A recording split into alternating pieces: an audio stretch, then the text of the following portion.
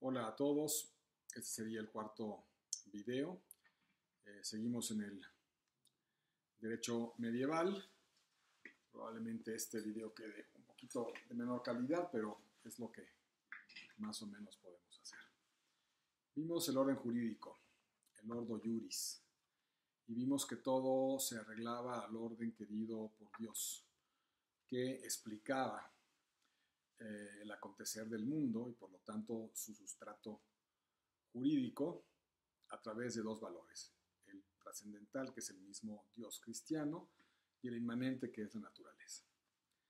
Dios ha querido un orden en todas las cosas, un orden jurídico y también un orden social.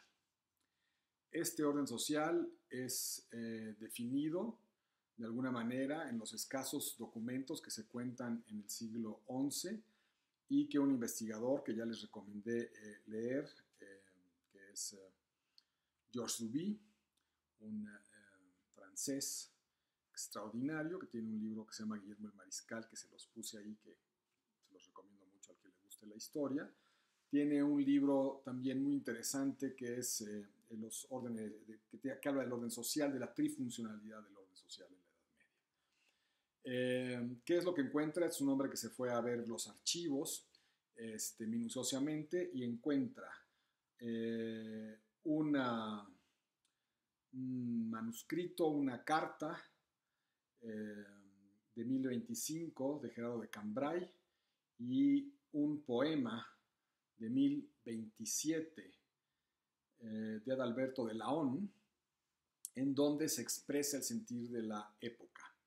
El sentir de la época es que han cesado las invasiones normandas, pero el clima de violencia en Europa es verdaderamente insufrible. Se adelantan estas cartas como un reclamo, ya lo veremos, hacia la monarquía capeta, hacia la monarquía francesa, y de alguna manera nos hablan del clima, de lo que después vendrá, y ya habíamos comentado en una clase, y se convertirá en la famosa paz de Dios y la tregua de Dios, es decir, la intervención ya de plano de la Iglesia para tratar de controlar la violencia. Que ya vimos también, lo único más o menos que acabó funcionando fue el desvío de la violencia hacia la Tierra Santa, hacia los musulmanes, hacia la recuperación de Jerusalén. Bien, lo que dicen estas dos, la carta que se envía al rey Roberto Capeto, rey de Francia, que es un señor feudal realmente más, ¿no?, que habita lo que es París el día de hoy, la Ile-de-France, pero que no tiene realmente mayor poder ni mayor cuestión. Teóricamente sí, es el sucesor y es el rey, y debería de hacer su función social, que sería la de la protección de la seguridad de los habitantes, digamos, de los siervos, de las personas que habitan en la Edad Media. Esto pues no lo puede hacer, simplemente porque ya vimos, pues no existe prácticamente un poder político y menos que pueda aglutinar esto. Pero en estos reclamos que hacen estos dos documentos, nos dejan una clara visión de lo que sería el orden social. Así como hay un orden jurídico, hay un orden social que es querido por Dios. Este orden social divide a la sociedad en tres grandes grupos. Los dos primeros, que son los privilegiados, corresponderían al alto clero y a la nobleza. El alto clero fundamentalmente se nutre también de los hijos segundos o terceros de los nobles, de tal manera que de alguna forma son lo mismo, pero tienen una funcionalidad distinta. Al primer grupo, al grupo del alto clero, que básicamente estamos hablando de obispos, se le llama o se le va a conocer como los oradores, los que portan la palabra, los que pueden orar, los que pueden hablar, los que hacen la posibilidad de transmitir los designios divinos al pueblo, de transmitírselos a las personas. La depositaría, recuerden, de la verdad revelada está en el clero, en estos obispos, que son los únicos que pueden tocar temas relativos a dogmas y liturgia, y de alguna manera la función fundamental es la de esclarecer la voluntad de Dios, ¿no? Ya sabemos, la principal obligación de un cristiano es someterse, cumplir la voluntad de Dios, y de alguna manera este alto clero es el que puede ir definiendo qué consiste o qué pueda consistir esto. Según esto, entonces hay una comunicación entre el mundo celeste y el mundo terráqueo, en donde en el mundo celeste Jesucristo es la gran figura, es la figura que reúne en su propio mando tanto al mundo espiritual como al mundo temporal, a las huestes de los ángeles y a los ejércitos celestiales. La función del crisma que se otorga cuando se da la ordenación del obispo hace posible una comunicación entre lo visible y lo invisible, entre cielo y tierra. Y esta comunicación es fundamentalmente la función sacerdotal, la función de los oradores. Este orden entonces está fundado, y esto es muy importante, en una desigualdad. Es decir, dentro de la sociedad hay una jerarquía, donde hay personas que tienen grandes privilegios, que son los menores, por supuesto, y que serían oradores, alto clero, y la nobleza. Y el resto no van a tener estos privilegios. Esta desigualdad se consagra con esta famosa frase de Gregorio Magno. Dice, más o menos vendría diciendo que la sociedad, ¿no? La sociedad humana, dice, sólidamente instalada sobre la desigualdad necesaria. ¿Qué significa esto? Que el orden querido por Dios admite en la tierra una desigualdad necesaria para que las cosas puedan acontecer, fluir. Cosa que se va a nivelar teóricamente allá en el otro mundo, en el cielo, ¿no? Pero aquí esta jerarquía opera y opera de una manera, digamos, brutal.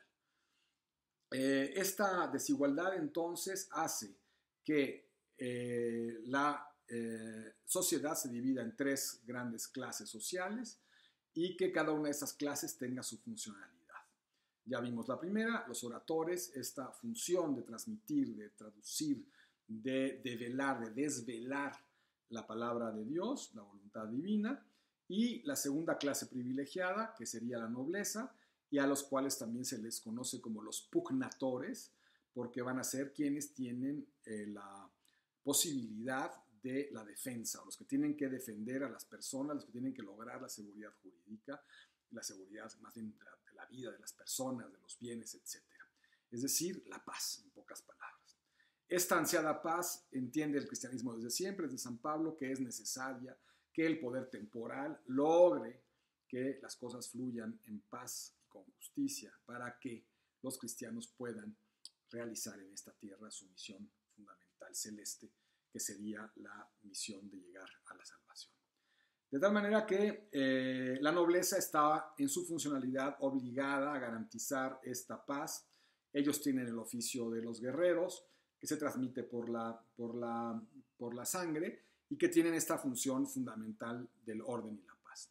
De hecho, la carta de Gerardo de Cambrai y el poema de Abelardo de Laon lo que están haciendo es reclamarle al rey de Francia que ponga orden y paz, cosa que ya vimos no puede hacer, ni va a poder hacer.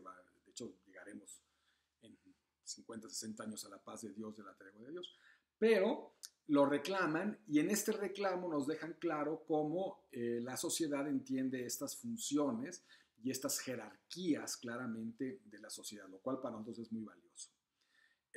Pugnatores y oradores son las clases privilegiadas y el resto de la población que no son nobles ni pertenecen al alto clero, y diríamos prácticamente el alto clero está integrado por las propias familias nobles, van a ser el resto de la población. Se le ha conocido como el tercer estado, el estado llano, porque es parejo, y en donde estarían todo el resto de los personajes que habitarán esta Edad Media y que irán desarrollándose a lo largo de los siguientes décadas y siglos. Ahí estarán pues, los comerciantes, agricultores, ahí estarán los campesinos, los artesanos, cuando empiece la burguesía, los burgueses, en fin, todo aquel que no tiene una sangre noble. ¿Qué funcionalidad tienen ellos? Pues la del mantenimiento, ¿no? El mantenimiento nutricio, alimentario de la población y una función fundamental, obedecer. ¿no? En el orden hay quien manda y quien obedece.